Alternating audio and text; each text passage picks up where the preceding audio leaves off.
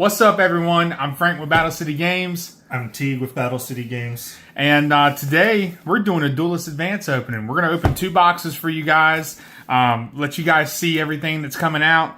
I know you guys like to watch the openings, so we're going to get straight to it. Teague's going to tell you about some of the cards that are coming out, the set itself. Seems like people are a little dull on it right this second.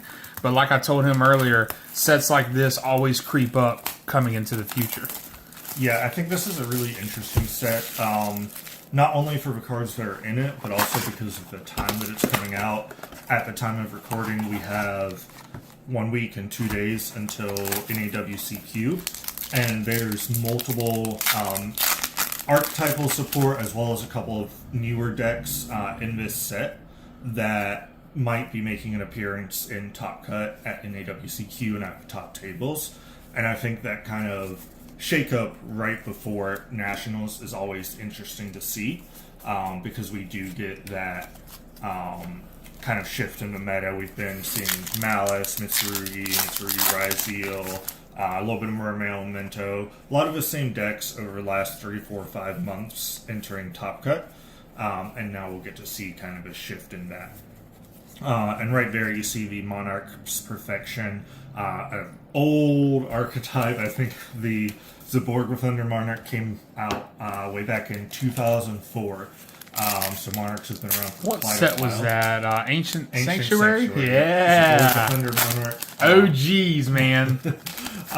And Monarchs have been getting trickles of support ever since then. They had a few stints of kind of playability following the release of their structure deck. With extra deck Monarchs, as well as more of a pure build that aimed to lock your opponent out of their own extra deck. And nice to finally see them get some new cards, several very powerful cards that aim to increase their consistency and their explosiveness so they don't just lose to a single disruption.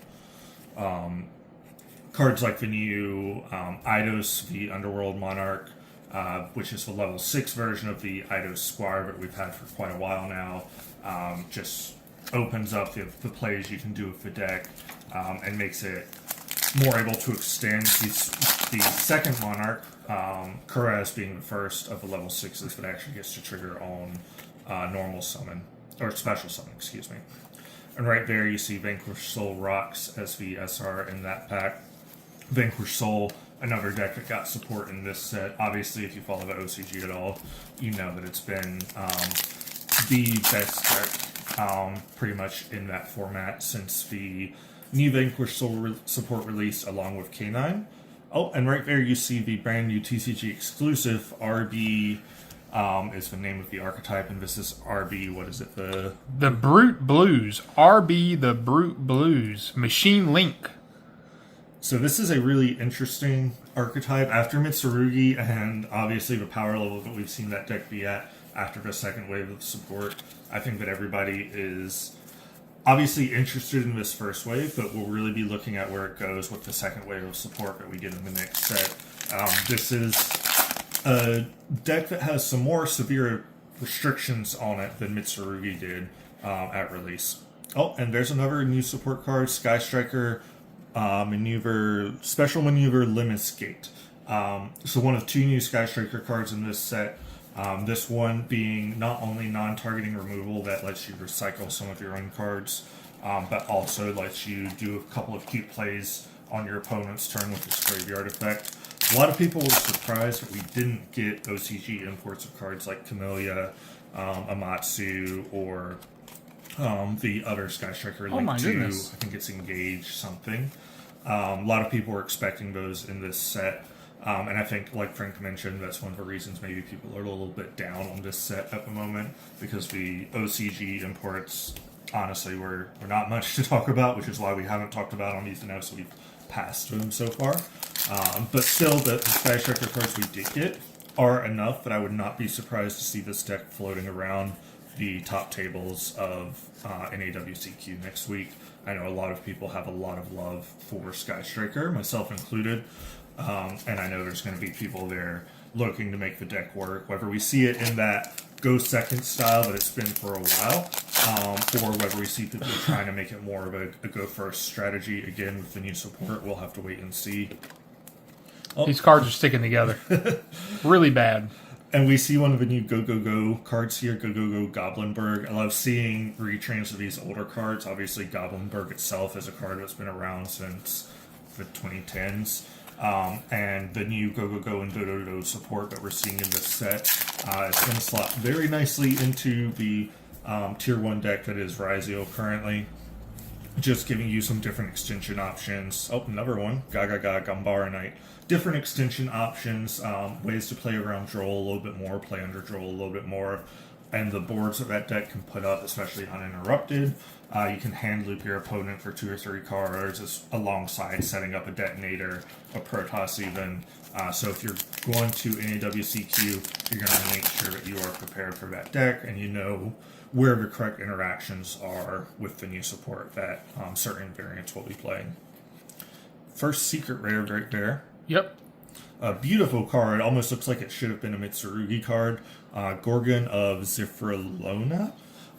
It's a Link 3 monster. I'll be very interested to see where this slots into meta decks in the future. It's a Link 3 that has an effect that any monster that it points to that cannot attack or activate its effects, or its effects are negated. So it kind of locks down all the zones that it's pointing to. Oh, another secret right off the bat. Kaibaman the Legend. We'll get to that one in a second. Cool card, not quite as exciting meta-wise as Gorgon. But Gorgon itself, being able to lock down the zones that it points to in terms of negating effects and making cards unable to attack, means you can do some cheeky things with an IP Masquerena, linking into it on your opponent's turn and then negating whatever they may have just summoned to the zone that Gorgon will now be pointing to. If you have a way to even put it in your middle monster zone, you can have it lock down both EMZ zones. So if you're going against a deck that's going to rely on link monsters to get started, you can essentially shut them down that way as well. And then Kaibaman, really cool card. I love the fact that they gave the classic Kaibaman a retrain in this set. Unfortunately, a little weird. He's a warrior, not a spellcaster, so he's not searchable by something like Sage with Eyes of Blue. And while he does have a powerful effect on him, it does require you to play 3 Blue Eyes White Dragon in your Blue Eyes deck, and most meta-focused Blue Eyes decks are only playing 2 copies. Right there, you see the Lunalight Liger Dancer being pulled.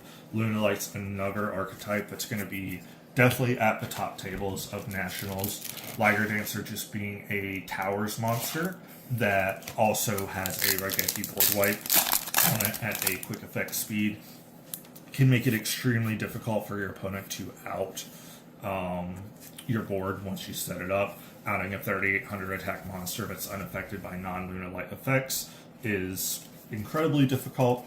I think personally, if you're going to NAWCQ, you need to have a plan with how you're going to deal with that card in your main deck. Otherwise, you're just conceding game 1 to Lunalight every time. And we see the Secretarian Dragon there. Another cool fusion monster. This one is something that we might see some applicability with once we get the Draco Tail archetype in Justice Hunters a little bit under a month from now, actually. Very close to releases that we're getting here. But the ability of it to shut down your opponent's, I believe, Dragon and Spellcaster monsters essentially just means that that deck, Draco Tails, cannot play while it's on the board.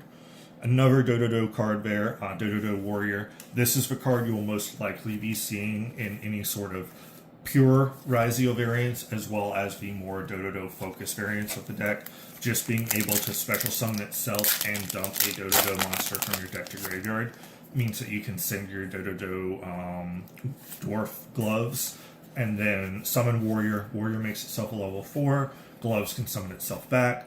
You overlay those two into whether it's a do or drive you're trying to get into, or whether you're trying to be cheeky with some other rank 4 plays before you even get into your Rizio plays. Just an incredibly powerful card, and again, one that doesn't play into Droll and Lockbird initially, and allows you to utilize every single copy of a Dododo Warrior in your deck, even once you've sent the gloves, because gloves will just get attached as material, detach and send back to your graveyard. You can keep utilizing Dododo Warrior every time you draw it. And I believe it also has an effect that activates when it's detached as material. So just great value from a card there. Cool card there, first of the Dragon Lords. Unfortunately, not probably going to be anything that sees play in any meta decks currently. But I do think it's cool to see a card like that with synergy coming out in a set that has a little bit more Primite support. Maybe here in a little bit we'll get to see some of those Primite cards. Another RB card there, RB Funk Duck, kind of bouncing back to that TCG exclusive archetype. This one, as I started to mention earlier, a few more restrictions on it than Mitsurugi, whereas Mitsurugi, for the most part, doesn't lock you into anything. It doesn't even lock you into reptiles, except for one or two of its cards. RB, a lot of the cards are going to lock you into machine monsters with 1500 or less attack. So people are still looking at finding the best way to build that deck currently. So that wraps up our first box. We'll grab another one here, get right into it for you guys. All right. Box wasn't too bad. I have not that many complaints, really. Would have liked to have seen a Starlight Rare. Of course, this is the first set where Starlight Rares are back. And the ratios this time for Starlight Rares are a little better. Teague, why don't you tell us a little bit about that? Yeah, so, of course, we did get Starlights technically in Battles of Legend for us over here in North America, at least. I know EU is still waiting on that set due to some printing errors. But this is the first core set that's seeing the return of Starlights. Previously, I know they were about 1 to every 2 cases ratio-wise. In this set, we're expecting more of a QCR ratio, so probably anywhere from 3 to 4 Starlights per case. So with 2 boxes here, maybe we'll get lucky, maybe we'll see one come out. Personally, myself, another secretary on there. Personally, myself, I was a big fan of QCRs. I hope they bring those back at some point in the future, but being that we are pretty well past the 25th anniversary at this point, I don't know if that'll be the case. But it is cool to see Starlight Rares also returning. I know a lot of people were bigger fans of Starlight Rares versus QCRs. So it'd be great to pull one of those, be able to show it off on camera here for y'all.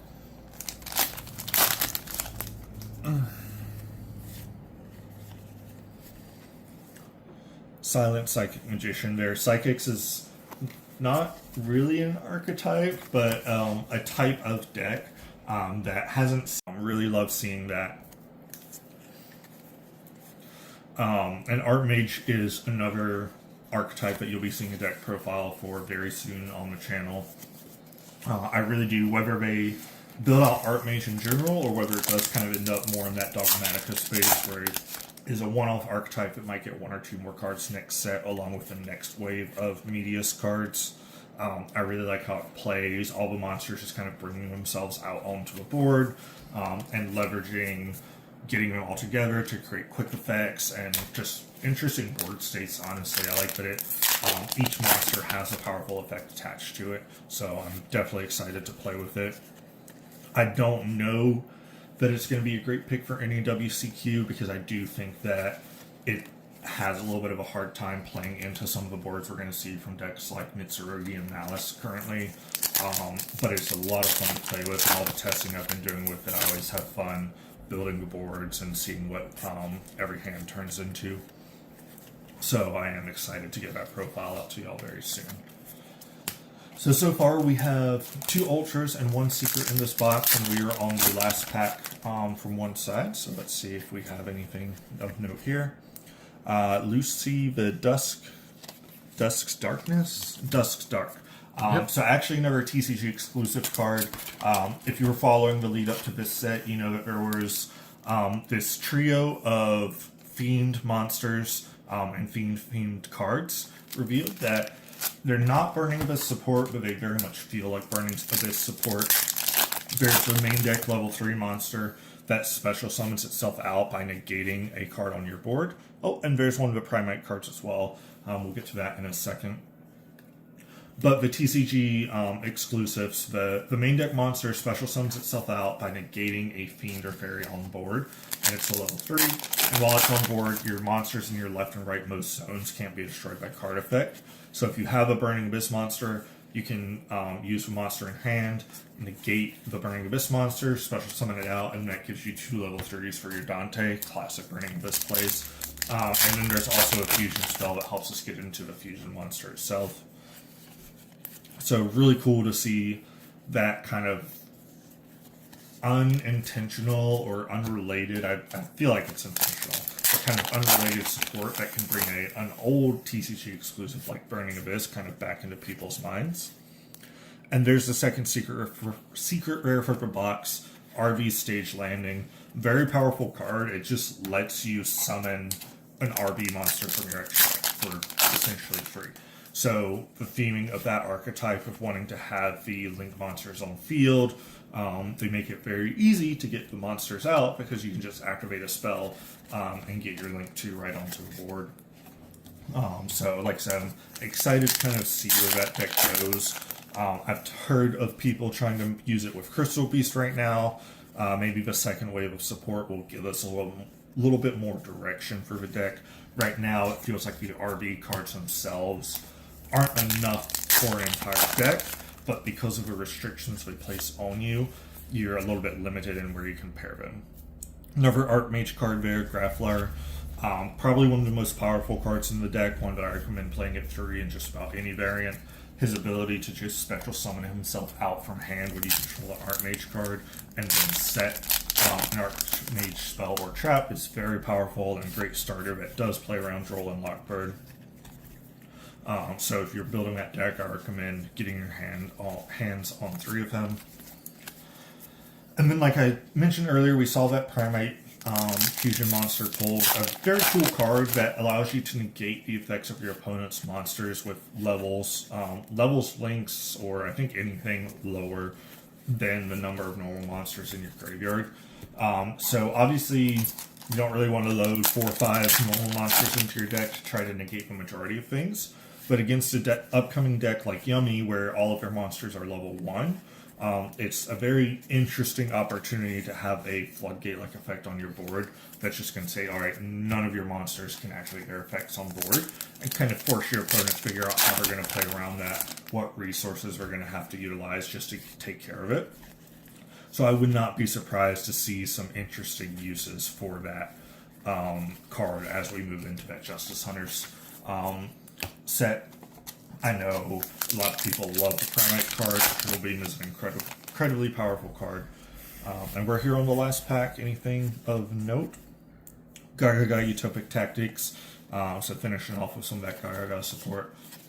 Well, no Starlights, but we got what we expected in Secrets and Ultras. Nothing crazy. But nevertheless, we're happy. We're excited that we were able to come here and do this opening for you guys today. We appreciate you hanging out with us, checking out these cards that we pulled today.